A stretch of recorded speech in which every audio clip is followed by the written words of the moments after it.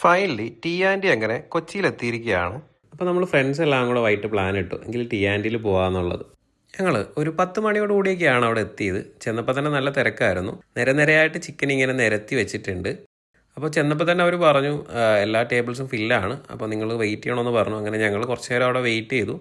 അതിനുശേഷം അവർ നമ്മുടെ പേര് വിളിച്ചിട്ട് നമ്മൾ അകത്തേക്ക് കയറുവാണ്. ഇവിടെ 2 സെഷനായിട്ടാണ് അവർ തിരിച്ചേക്കുന്നത്. A C non A C ആയിട്ട് അത്യാവശ്യം നല്ല സീറ്റിംഗ് കപ്പാസിറ്റി ഉള്ളൊരു റെസ്റ്റോറൻറ്റ് തന്നെയാണ്. എങ്കിലും അവിടെ ഓൾമോസ്റ്റ് സീറ്റ്സ് എല്ലാം ഫില്ലായിരുന്നു.